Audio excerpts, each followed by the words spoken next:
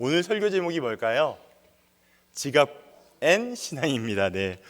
재밌는 제목을 막 고민을 하다가 전 도저히 우리 박전도사님만큼 재밌는 제목을 잘 못 내겠더라고요. 이런 제목을 못 내겠는데 그래도 나름 고민을 많이 했습니다. 어떻게 하면 이 본문의 중심 안에서 핵심의 메시지를 엑기스를 뽑아낼 수 있을까 고민을 한참 하다가 지갑 앤 신앙이라는 제목으로 함께 은혜를 나누고자 하는 것이 좋겠다 싶었습니다. 주일학교 사역을 하다 보면, 교육부서 사역을 하다 보면요, 공통적으로 요구되는 사항이 있습니다. 교사들에게 해당될 수도 있고요, 특별히 목회자에게 해당될 수가 있는 건데요, 그 요구되는 사항이 뭐냐? 그것은 지갑이 열려야 은혜를 받는다라는 거예요. 웃으시죠? 그죠? 아무리 멋진 언어와 해박한 성경 지식을 잘 전달하여도 우리 아이들이 은혜를 받는 것이 아닙니다. 혹시라도 그 공과 모임이나 또 설교 시간이나 여러 가지 장소에서 아이들이 아하라고 해서 은혜 받는다고 해도 그것이 은혜를 받는 것이 아니라 그때 잠깐의 깨달을 뿐이지 삶의 자리에서 연속적으로 적용되는 것이 아니라는 거예요. 그래서 은혜를 받는 것이 아니라 자신을 위하여 선생님과 목회자가 시간을 두고 투자해서 맛있는 걸 사주게 될 때에, 사랑을 쏟으며 애정을 가지게 될 때에 비로소 아이들이 마음의 문을 열고 목회자의 말을 듣는 신용을 한다라는 거예요. 그래서 뭐예요? 공통적으로 요구된 사항이 지갑이 열려야 은혜를 얻는다. 누가 얘기했을까요? 탱크 홍민기 목사님이 자주 사용했던 대표적인 멘트 중에 하나예요. 그래서 교육부서 아이들은 특별히 사역자의 지갑이나 교사의 지갑이 열리면 아이들이 그 지사의 마음의 문을 열고 관계 안에 가까이 들어온다는 그런 이야기를 굉장히 많이 합니다. 그러다가 보니까 시간이 지나면 지날수록 뭐예요? 지갑이 얇아지면 얇아질수록 아이들과의 관계는 깊어지고 우정은 오랫동안 지속되며 관계 안에서 힘을 경험하게 됩니다. 무슨 말이에요? 저 사람과 저 선생님과 저 목회자와 관계가 형성이 되었을 때 그가 했던 말을 귀를 기울이게 되고요, 그가 전했던 그리스도의 복음을 그제서야 듣게 된다라는 소리예요. 관계가 형성되지 않으면 아무리 좋은, 아무리 탄탄한 신학적인 내용을 이야기하여도 나 몰라요와 똑같은 상황을 벌어지게 된다라는 것입니다. 그래서 이렇게 자신의 것을, 자신의 상황을 갖고 있기보다는 더 활발히 풀어주고 섬겨주며 사랑과 은혜를 베풀어주게 될 때 큰 은혜를 경험한다라는 것을 말씀드리고자 합니다. 그래서 이렇게 우리는 한 번쯤 고민해보면 생각해 볼 수가 있는 것이, 우리의 믿음과 신앙, 제가 초반에는 지갑에 대한 의미를 말씀을 드렸는데요, 우리의 믿음과 신앙은요, 우리의 머리와 입술로만 하는 것이 아니라는 것을 꼭 기억하여 주십시오. 다시 말씀드린다면 우리 성도님들의 일평생 혹은 오랫동안 갖고 있는 성경적인 지식을 우리의 삶으로 신앙생활하는 것이 아니라요, 진짜 손과 발을 움직이며 자신의 것을 아낌없이 자기의 자리에서 내어줄 때, 즉 손해와 또한 아낌없이 헌신하게 될 때에 비로소 자신의 믿음과 신앙의 길을 걸어감을 깨닫게 된다라는 것입니다. 하나님을 사랑한다는 말도 이와 같습니다. 무슨 말일까요? 말로만 머리로만 하는 사랑이 아니라는 거예요. 말로만 머리로만 하는 사랑이 아니라 하나님을 사랑하는 것만큼 내 이웃과 주변을 돌아보고 필요와 어려움을 함께하며 기도로 동역하는 것이 진짜 사랑이 되기 때문에, 하나님을 사랑한다면 내 주변을 돌아보고 그를 위하여 아낌없이 섬기는 것이 하나님을 향한 진짜 사랑이라는 이야기입니다. 그래서 오늘은 본문의 중심으로 함께 좀 더 깊숙한 내용을 살펴보고자 합니다. 잠언의 3장의 앞부분은요, 앞부분의 중간 부분까지 하나님과 자신과의 관계를 설명하고 있고요, 우리가 읽은 중반부터 끝부분까지는 자신과 이웃과의 관계를 설명하며 말씀하고 있습니다.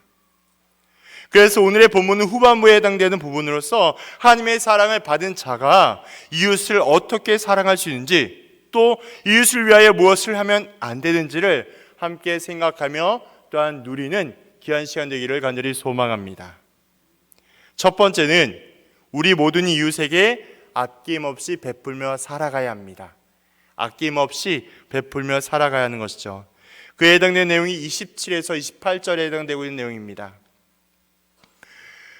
종종 성경을 읽거나 많은 목회자들에게 설교를 들을 때 자주 나오는 단골 멘트가 뭘까요? 이웃사랑이에요. 그죠? 지금 제가 방금 말씀을 드린 것처럼 이웃사랑에 대한 이야기는 굉장히 많이 나오는데요, 정말 아이러니한 건 이웃사랑에 대해 너무나 어렵고 복잡하게 느낀다는 거예요. 이웃사랑이라고 이야기하면 대단히 어렵게 느껴지기 때문에 마치 거리가 먼 것처럼 여기는 우리의 마음들이 있다라는 것입니다. 하지만 성경은 이웃사랑에 대하여 복잡하게 여기거나 또한 어렵게 말을 하고 있지 않습니다. 무엇인가 감당하지 못할 만큼 돈과 희생을 요구하는 것이 이웃사랑이 아니라는 거예요. 또한 그렇게 순수하지 않은, 자원하지 않은 마음으로 그런 동기를 가지고 이웃사랑을 시작하고 하다가 보면 어떠함이 있을까요? 결국 문제와 시험과 어려움을 만나게 되고요, 그것 때문에 내가 향한 이웃사랑과 섬김이 온전한 방법이 되지 못하는 안타까운 결말도 맞이하게 됩니다. 그래서 진실한 이웃사랑과 섬김은 내가 할 수 있는 상황 속에서 가장 최선의 방법으로 최고의 것을 구별하며 섬기는 것이에요. 우리 성도님들의 개인적인 삶의 자리에서 성도님들이 할 수 있는 것만큼 하나님 앞에 진실하게 섬기며 그것을 실천하며 나아가는 것을 의미하고 있기 때문에 그렇습니다. 이러한 상황 속에서 도울 수 있는 능력이 있는데 돕지 않으면 안 된다라고 27절은 우리에게 이야기하고 있죠. 내 손이 선을 베풀 힘이 있거든 마땅히 받을 자에게 베풀기를 아끼지 말며 라고 이야기합니다. 열심히 선을 아끼지 말고 베풀기를 이야기하고 있는 것이죠. 왜 이렇게 이야기하고 있을까요? 그것은 도움을 줄 수 있는 능력과 도움을 줄 수 있는 재정은 누가 준 것일까요? 하나님께서 주신 거예요. 하나님께서 우리 모두의 삶의 자리에서 여러 가지 방법을 통하여 우리의 은혜를 주신 능력과 재물과 모든 상황을 주셨는데, 이것을 통하여 우리를 위하여 쓰는 것이 아니라 하나님께 영광이 될 수 있는 삶의 자리와 실천, 그리고 이웃을 향하여 아낌없이 베풀고 쓰다 보면 그것이 하나님의 온전한 영광을 위하여 쓰는 것과 똑같기 때문에 그렇습니다. 다시 말씀을 드린다면 우리가 이렇게 하는 것에 대하여 주는 것이 받는 것보다 더 복되는 삶을 살아가는 삶이 되기 때문에 그래요. 그래서 섬기는 것은요, 아무리 강조하여도 지나치지 않습니다. 우리 담임 목사님께서 그렇게 강조하며 외치시던 가정교회 첫 번째가 뭐예요? 사랑하고 섬기며 베푸는 겁니다. 그렇죠? 그리고 그 가정교회 목장 모임 안에서 목자 중심의 삶의 본보기를 받아 목원들이 또한 그것을 통하여 훈련되고 다져지는 것처럼 우리 섬김과 수고에 대하여 다시 한번 고민하며 하나님 앞에 점검할 필요가 있다라는 것이죠. 우린 그렇게 은혜와 사랑을 기억하며 섬기는 것을 기억해야 하는 것입니다. 그래서 갈급한 마음과 조려가는 가슴으로 도움을 요청하는 사람이 있다면 어떻게 될까요? 냉정하게 돌려보는 것이 아니라, 매몰차게 돌려보는 것이 아니라 자신이 줄 수 있는 상황 가운데 아낌없이 베푸셔야 합니다. 기억하십시오. 세상은 돈이 최고라고 이야기합니다. 맞을까요? 그래서 친구와 가족에게 상처를 주기도 하죠. 뭐 때문에? 이 돈 때문에요. 그리고 관계가 깨어지는 일도 있습니다. 심지어 어떤 일이냐? 이 돈 때문에 가족 간에 살인이 벌어진 일도 심심치 않게 뉴스를 통해 우리가 접하게 되죠. 그래서 이렇게 한번 깨어진 관계는, 어려워진 관계는 다시 회복하기가 어렵고요, 회복하려고 해도 좀처럼 깨어진 마음 때문에 힘들고 어려운 시간을 마땅히 경험하셔야만 합니다. 이게 우리가 따라가고 있는, 생각하고 있는 돈에 대한 현실적인 측면이라는 거예요. 하지만 잊지 말아주십시오. 하지만 기억하여 주세요. 세상에는요, 돈보다 더 소중한 가치가 있습니다. 하나님께서 은혜와 사랑으로 하신 만남과 공동체, 어디일까요? 가정이에요. 가족입니다. 그리고 가족과 친구와 교회가 있음을 기억하여 주십시오. 그래서 하나님의 사랑은 돈 사랑이 아니라는 거예요. 하나님의 사랑은 실천으로 증명되는 이웃 사랑의 사실을 우리 모두 다 기억하기를 간절히 소망합니다. 그러므로 주변에 어렵고 힘들어하는 지체가 있습니까? 어렵고 힘든 지체가 있다면 한번 기도해보고 라고 아니라 지금 당장 내 지갑을 열고 내 마음에 주시는 감동과 마음대로 사랑을 실천하십시오.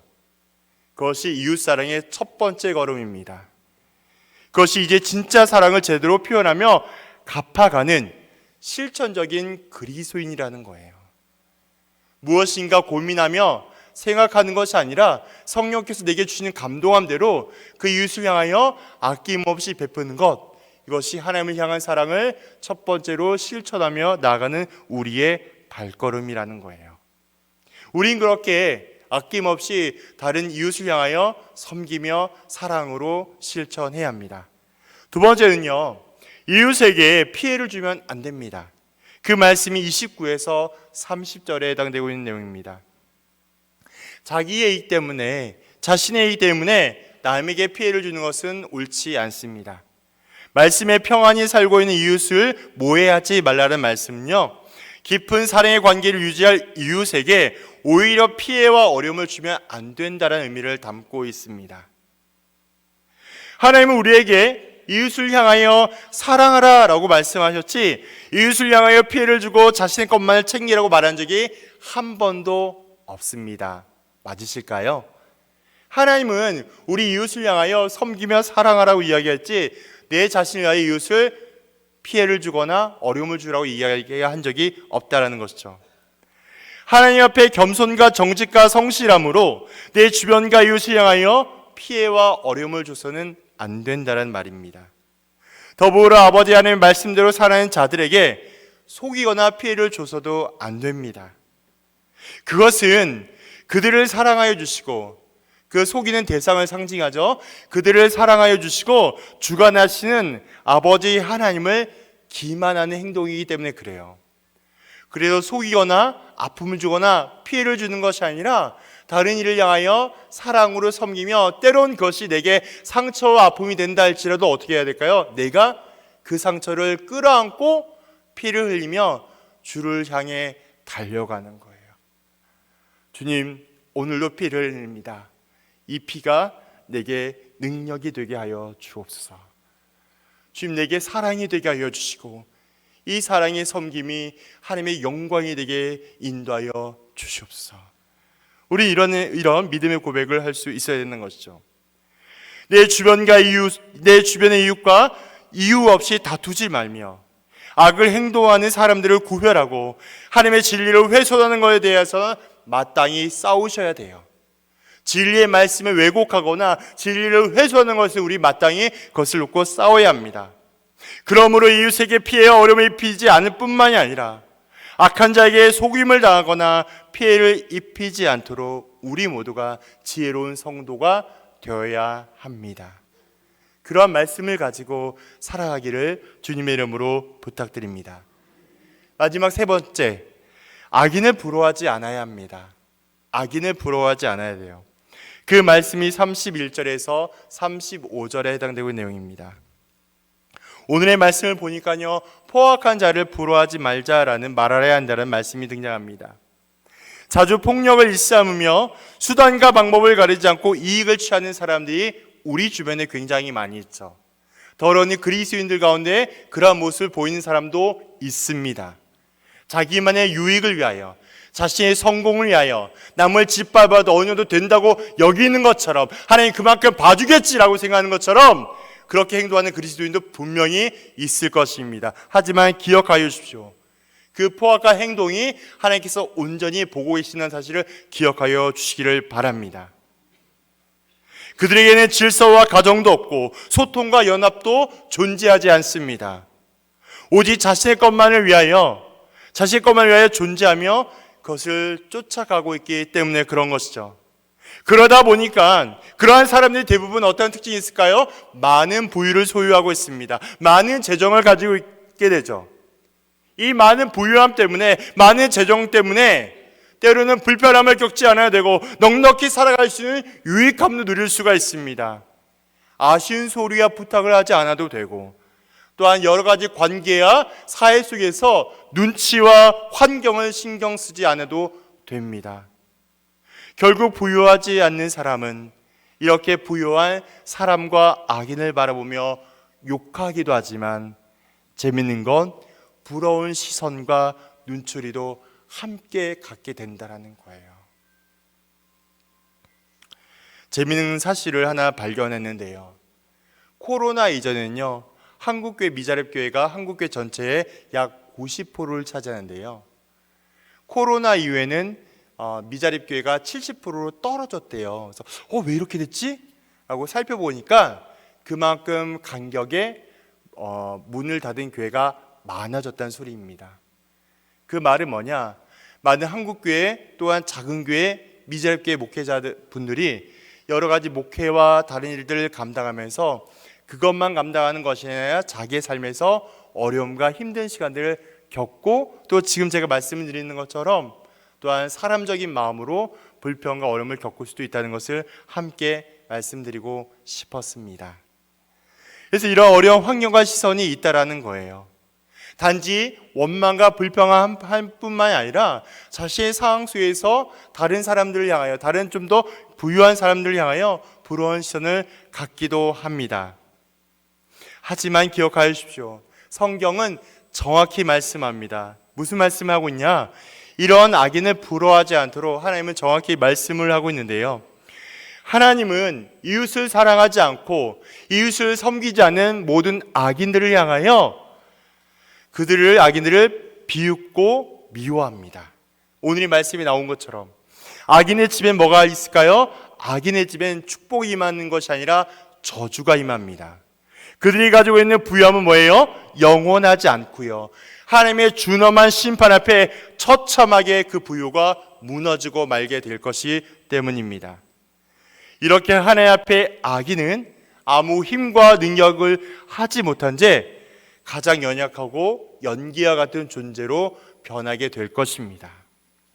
그래서 이런 포악한 자를 이웃이라고 착각하여 사랑해서는 안 된다라는 거예요. 오히려 포악한 자와 함께하지 않도록 특별한 간섭과 인도하심으로 잘 구별할 수 있는 지혜를 구해야 할 때입니다. 우리 모두가 그러한 친절하고 섬기는 이웃이 되어야 하고, 이러한 포악한 자를 만나거나 경험하게 될 때 지혜로운 구별함으로 아버지 앞에 온전히 또한 쓰임받으며 영광이 되어야 한다는 것을 말씀드리고 있는 것이죠. 세상 사람들은 돈을 많이 벌고 유명해지는 것을 성공이라 이야기합니다. 그런데 우리 그리스도인은요, 뭐라 이야기할까요? 우리 그리스도인은 하나님을 사랑하듯이 내 주변의 이웃을 사랑하며 섬기는 것을 복이라고 이야기합니다. 세상은 성공을 말하지만 그리스도인은 복을 말합니다. 형제와 함께 이웃을 섬기는 것, 교회를 세워가는 것, 하나님의 나라의 영광을 위하여 온전히 세워가는 것, 우린 그러한 진리를 따라 삶으로 살아가기 때문에 그렇습니다.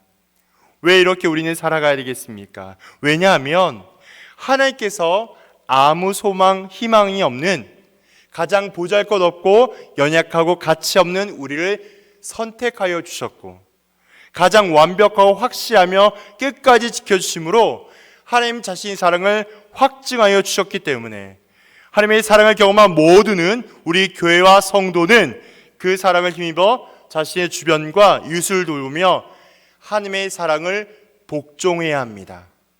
그 사랑을 살아내셔야 한다는 말이에요. 그것만이 하나님의 사랑을 가장 정확하고 완벽히 실천하고 있는 사람이 되기 때문에 그렇습니다. 그러므로 우리는 기억하셔야 돼요. 내가 느끼는 사랑, 내가 경험하고 있는 은혜, 우리에게만 머무르서는 안 되고요. 이 사랑과 은혜를 다른 이들을 향하여, 특별히 예수를 모르는, 하나님을 모르는, 또한 신앙을 방황하는 이들을 향하여 그 사랑을 전하며 이웃사랑에 인색하지 않고 넉넉히 섬기며 하나님의 사랑을 실천할 수 있는 실천적인 그리스도인들이 되시기를 주님의 이름으로 간절히 소망합니다.